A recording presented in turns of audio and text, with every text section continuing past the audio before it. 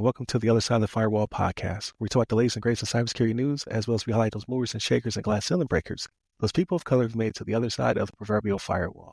My name is Ryan Williams, and this week we're doing a 2024 compilation. It will be the best of all of our episodes from 2024 based upon viewer interactions and view counts and things of that nature. We hope you enjoy, and we'll be right back after the holiday break. Please continue to tune in Monday and Tuesday, our topics, Wednesday discussion, Thursdays, Ask a CISSP, and then Fridays, everything else, movies, twists, games, and all that good stuff. But without further ado, I send you back to the show. Happy holidays.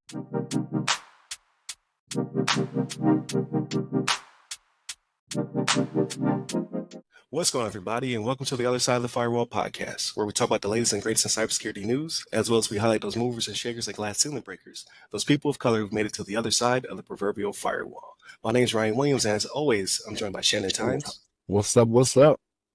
And Chris Abakan. What's going on, everybody? What is up? So welcome to another episode of the show. So this should be 543. Please continue to like, share, subscribe, share this with your friends. The format is changing. We're making it look prettier for you, to be on more places. We'll have clips, so please share us with your nerdy friends. And most importantly, watch the content. I think it's really good stuff. And then on a weekly basis, I'm trying to blog now. So if you don't like to watch or listen, you can now read. There it is. I'm hitting all the senses. There it is. So about the social medias that go by our name, you usually find us by the other side of the FW or Ask Us SP on your platform of choice. Without further ado, I'll give it to Shannon. All right, everybody. So this next article comes from Forbes.com, excuse me, written by Molly Bohannon. And the title of this one is Change Healthcare Cyber Attack Disrupts Services Nationwide. Here's what to know. So I was aware of this because we actually at work, so I still work for the Department of Defense, we actually were getting emails about this, about pharmacies having issues like in the DoD and not able to take certain prescriptions and things like that. It was a certain subset that they were only allowed to do for that little bit of time. And on Friday, they said that most of it was up, but it still wasn't 100%. So there was the reason behind this was a cybersecurity attack at Change Healthcare, which is a subsidiary of UnitedHealthcare Group or United Health Group. And it caused prescription delays and disruptions.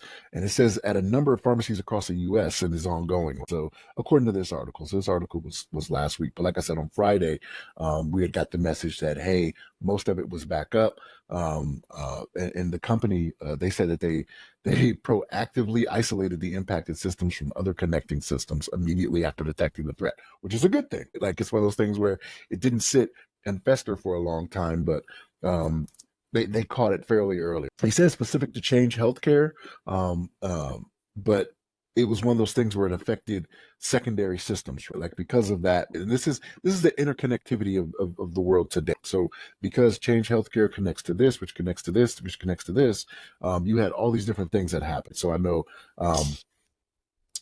Publix, which I know is really big down there in Florida, right? Like got a lot of Publix down there, right, Ryan? Publix and GoodRx flagged pharmacy disruptions on social media, and they said that they said it was at least one pharmacy in Colorado and California, but it was more than one pharmacy in Colorado. I can assure you of that because it was across the board. Like it was a nationwide shortage, or not a shortage, nationwide attack that affected that affected distribution from the pharmacy. And so this is one of those things where, like we talk about this before, right? Like with medical being a soft target, with a lot of these hackers, going after different medical things, and like this is where this can hurt. Right? So we have a lot of people in this nation that rely on their prescriptions, you know what I mean, for whatever they may need. And the fact that they can't get them, like this can turn into, we talked about this before, like does someone get, prosecuted, because someone dies because they can't get their medical treatment. We talked about it before with hospitals, but it's kind of the same thing here. If for whatever reason they can't get their heart medicine, you know what I mean, for 3 days, 4 days, what happens in that instance? But this disruption was felt far and wide. I know that for a fact. So luckily I'm to the point where I didn't need anything right now. You know what I mean? So I was good. But it seems like they seem to have it under wraps. But we'll see what happens as this goes on. But yeah, this is the medical industry is getting hit hard when it comes to cybersecurity and cyber attacks. And I don't know if it's that they think there's more money in it for them. You know what I mean? Because again, it's people.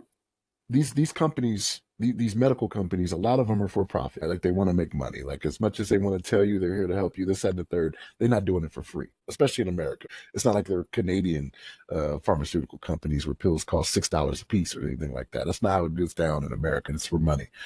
So maybe that's why they are such the soft targets that they are, because somebody is gonna pay. Like these companies are gonna pay if they need to. But again, this one they caught it early. They isolated the systems, which I think probably caused, the disruption because they had to shut some stuff down. It's one of those things where cut the hard line. Like as soon as you get it, you get the axe, cut the hard line. This is what comes of it. But Chris, what's your thoughts on that, man? Really, my first thought was, are people not able to get their prescription drugs due to lack of availability of drugs themselves? Or is it the IT aspect? Is there aspects of the supply chain that are disrupted that, make sure that, patients aren't getting the drugs that they need, right? So that the first thing I thought was, look, IT is supply chain. Supply chain risk management is IT. They go hand in hand, right? So when an IT asset goes down with a big organization, with UnitedHealthcare, it just shows you how huge these healthcare organizations are, where a single system has such far and wide reaching, first and second, third order of effect, right? So that's kind of my first thoughts was, hey, look, supply chain risk management, really understanding where your data travels, where your data flows are at, making sure that you've got every point of, exit for data, making sure it's encrypted, just making sure that everything is secured from a network and cybersecurity perspective, right? And then really, I'm just trying to think more about really the future of cybersecurity as it relates to healthcare. We've talked about them being soft targets before. We've talked about them being, they're on the caring end. They're more on the empathetic side of the house. Right? That said, IT organizations within those companies don't have that luxury. They've got to be hardliners on cybersecurity practices, making sure that these organizations invest enough money on the jobs, and the technical tools and the software, hardware required to maintain cybersecurity.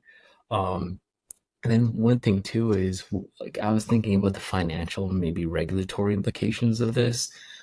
With UnitedHealthcare, will they receive some kind of audit, or will they receive some kind of, regulatory A fine. fine? I'm not Yeah. sure, but that's really my thoughts there. And then the ethics of it, that's kind of where there's also the aspect of patient privacy and confidentiality. When an information system goes down, we don't really know exactly what goes down without mapping out the data flow.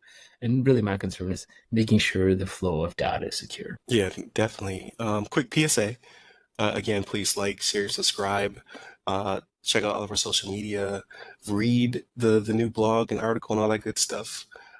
Sorry, I have to keep saying it. It's part of the methodology. Like, I hate pandering, but in order for this to work, for whatever reason, repetition. So I have to say this at the beginning, the middle, and the end. It's the formula. So please forgive me. With that being said, back on topic. I chose this one as a discussion as opposed to the China one because we're all veterans, so I knew we'd all be impacted. Yeah. Yeah, have to get our pills. But like Shannon said, like Publix is the major chain down here, and yeah, I received a message from them because I guess I've had a prescription filled with them in the past. I didn't get anything from the VA, so I assume they weren't necessarily disrupted too bad. But to Chris's point, I think this one was more of the IT aspect of it being the ability to pull up records to fulfill prescriptions and not necessarily the supply chain, because their turnaround was too quick. If it was a supply chain disruption, I think it would take a couple weeks to get all the pills where they need to be.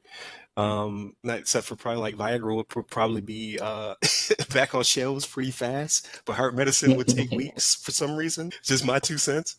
Um, but what it made me think of was, so me and Chris were assigned to the Joint Communication Support Element, and then there was a hurricane. I believe it was Hurricane Maria that hit Puerto Rico. It could have been Irma or Maria. I think it was Maria hit Puerto Rico. So please correct me if I'm wrong. And one of the things we're asked to do when we first were on the ground, because typically the military, they send them forward. They know the hurricane's coming. They send them forward. They tell them to hunker down. One of the first things they had us do when the storm had passed was set up communications for Google to help people to start fulfilling their prescriptions and get the pharmacies back up. So they wanted pharmacies, obviously telecommunications in general for emergency responders and fire and rescue, and then the rest. So one of the first things we're asked to do is to set up shop so people can get their prescriptions, things of that nature. That's how critical that pipeline is, because it takes a long time for people to get their meds and to make sure they have what they need. So this could have been a major disruption because it impacted CVS, Publix. I saw a few others that I've never been to. So GoodRx, Publix, Walgreens, CVS, like all were impacted by this outage. So this could have been pretty bad. And like I said, and the DoD pharmacies. Like we got that message at work telling us the pharmacies on the base. Yeah, Like, gotcha. it was nationwide. Because you were like, on the base. This was my Okay. DoD email that this came through. Like, hey, these pharmacies cannot satisfy this. So it was not just the civilian population affected by this. Active Gotcha. duty military as well.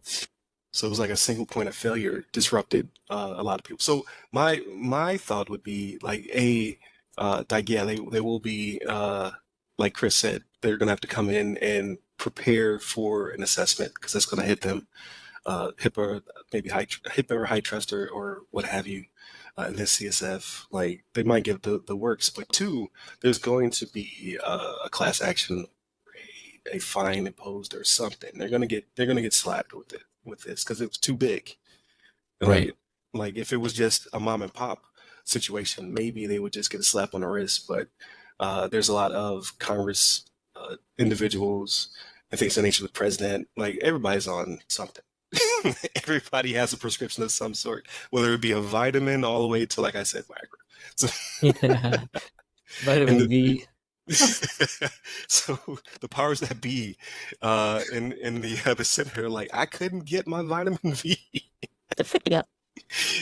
All hell will be like it's gonna be a problem, right? And then a lot of like we talk about the age of the people who actually vote. Your constituents are all on medicine. Like people who vote are older people.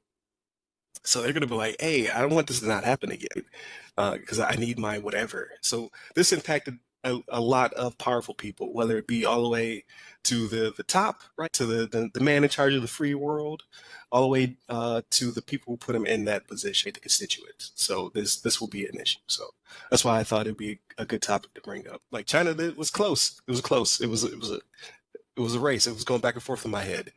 But this is one I've settled on. So definitely continue to tune in throughout the week. So I always forget to say all the episodes. So Monday was the FBI shutting down Lockbit, at least for the time being. Tuesday, please jog my memory. Tuesday was China.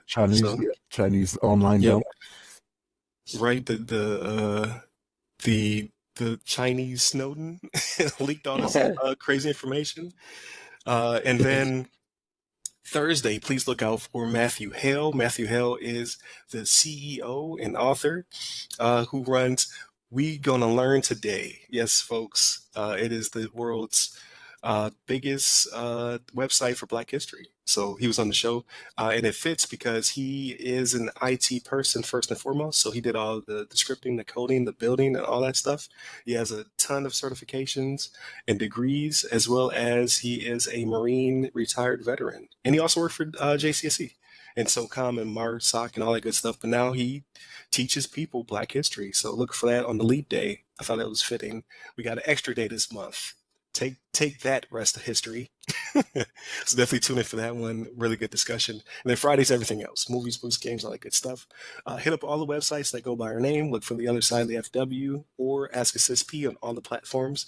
Find me personally at Right Security Guy and Chris at Chris Abacon. Sorry I had to take it from you because we had to land this plane. Stay All safe. good. Stay secure.